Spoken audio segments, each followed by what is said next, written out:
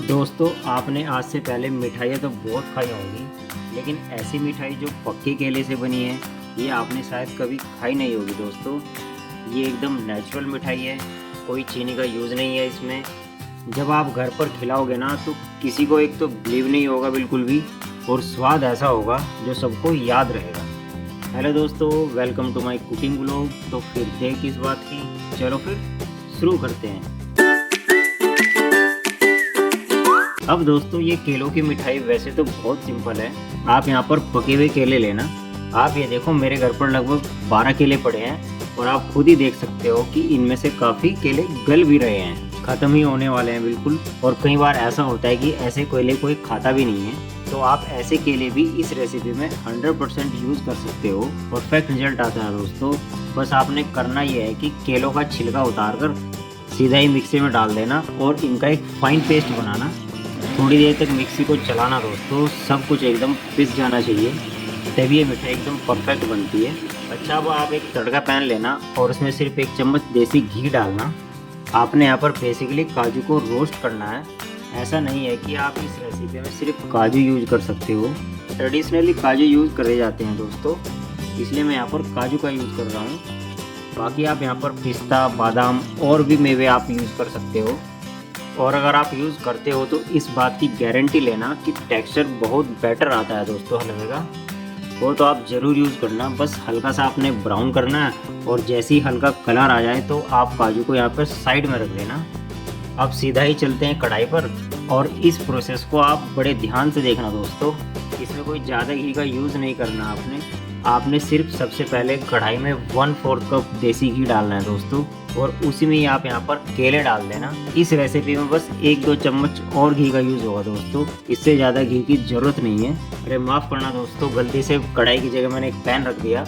अभी मैं कढ़ाई में इसको ट्रांसफ़र कर देता हूँ। इस प्रोसेस को दोस्तों आप बड़े ध्यान से समझना, क्योंकि एक बार अगर आप समझ गए तो आपका रिजल्ट हमेशा परफेक्ट आएगा, मैं गारंटी देता हूँ। देखो दोस्तों, क्या होता है, केलों में पानी बहुत होता है और फर्स्ट स्टेप यही है कि आपने यहाँ पर घी को अच्छे से केले के साथ मिलाना है और वेट करना है कि इसमें बुलबुले आने शुरू हो जाएं। बेसिकली सारे केले जो हैं वो हीट पकड़ लें, तो फर्स्ट स्टेप विदिन 5 मिनट्स ये बहुत आराम से हो जाएगा। और सारी कुकिंग आपने मीडियम फ्लेम पर करनी है दोस्तों, हाई फ्लेम पर मत पकाना, क्योंकि अगर हाई फ्लेम पर पकाओगे तो इवनली कुकिंग नहीं हो पाएगी। दूसरी चीज़ जो आपने यहाँ पर नोटिस करनी है वो ये है कि धीरे धीरे करके यहाँ पर पानी रिड्यूस होगा और केले का जो कलर है यहाँ पर बदलना शुरू हो जाएगा। ये देखो, अलग सा कलर आ गया ना, अच्छी बबलिंग हो रही है, यानी कि हीट पूरी पकड़ चुका है केला और हल्का सा गाढ़ा सा होना शुरू हो गया है। अब तीसरी और लास्ट चीज़ जो आपने नोटिस करनी है, आपके केले तब पूरे पक जाएंगे जब यहाँ पर केलों में चमक आनी शुरू हो जाएगी। साइन आने का मतलब है कि घी हल्का हल्का बाहर आ रहा है, पानी काफ़ी कम हो चुका है। तो बस दोस्तों, एकदम राइट स्टेज है, यहाँ पर आप गैस को बंद कर देना और इसको यहाँ पर थोड़ी देर साइड में रखना। ऐसा करने से धीरे धीरे करके केलों से पानी और भी रिड्यूस होगा और आपकी कुकिंग का टाइम भी बच जाएगा। इतनी देर में हम एक चाशनी बना लेते हैं। अब आप सोच रहे होंगे कि भाई इसमें क्या बहुत ज़्यादा मीठे का यूज़ होगा?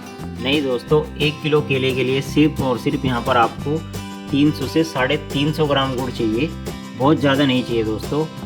गुड़ को पिघालने के लिए बस आप यहाँ पर 1/4 कप पानी डालना और गुड़ को थोड़ा तोड़ के डालना दोस्तों।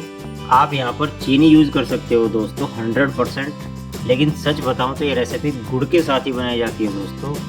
गुड़ एकदम नेचुरल स्वीटनर है और गुड़ से ही इस मिठाई में एक लेसपन और एक लचीलापन सा आता है। तो चीनी यूज़ कर सकते हो, लेकिन गुड़ ज़्यादा बेटर अल्टरनेटिव है इस रेसिपी में। बस आप यहाँ पर गुड़ को तब तक पकाना जब तक कि सारा गुड़ अच्छे से पिघल नहीं जाता, और जैसे ही पिघल जाए तो सीधा आपको यहाँ पर केलों के साथ मिलाना है। और अब आपने फिर से कुकिंग शुरू करनी है, और कुकिंग अब इतनी करनी है कि केलों का सारा पानी गायब हो जाना चाहिए, गुड़ और केला एकदम गाढ़ा सा हो जाना चाहिए। तो अब यहाँ पर अगेन 3 पॉइंट तक कुकिंग करनी है दोस्तों। आप सबसे पहले देख लो कि कैसे ये बिल्कुल बह रहा है। ये चीज़ ध्यान देना दोस्तों, शुरुआत में जब ये पतला होगा तो बहुत ज़्यादा बहेगा। अब गैस ऑन करना और अगेन मीडियम फ्लेम पर ही कुकिंग करनी है, और यहाँ पर अच्छे से पकाना दोस्तों। 5 मिनट में ही ऐसा होने लग जाएगा कि ये गाढ़ा हो जाएगा। जो बुलबुले होंगे वो काफ़ी थिक होंगे और बड़े बड़े और मोटे होंगे दोस्तों। बस इस बात का ध्यान देना दोस्तों, बड़े बड़े मोटे बुलबुले। और जब आप इसी स्टेज पर आ जाओ तो आपने यहाँ पर 1 चम्मच देसी घी डालना है।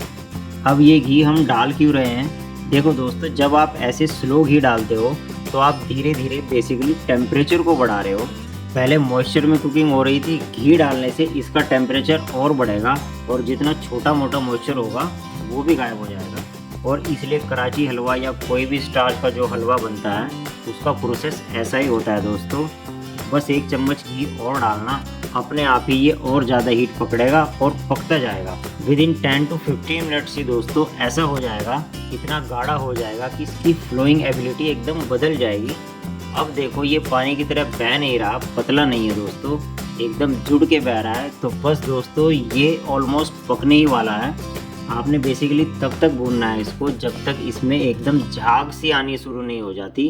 बबल्स आने लग जाएंगे यानी कि इतना पक जाएगा, इतना रिड्यूस हो जाएगा कि बहुत ज़्यादा हीट पकड़ने लग जाएगा और तो और ये सारा एक सार हो जाएगा, जुड़ने लग जाएगा थोड़ी देर में, ऐसा होगा दोस्तों।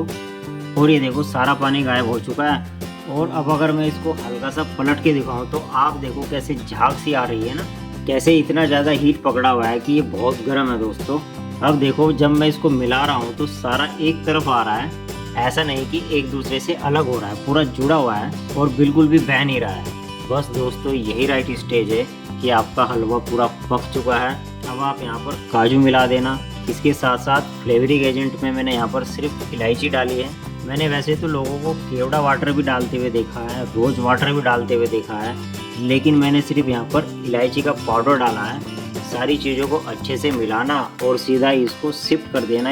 मैंने यहाँ पर एक प्लेट में बेसिकली पहले से ही घी की कोटिंग करके रखी हुई है, तो मैं सारा का सारा यहाँ पर उड़ेल देता हूँ इसके अंदर।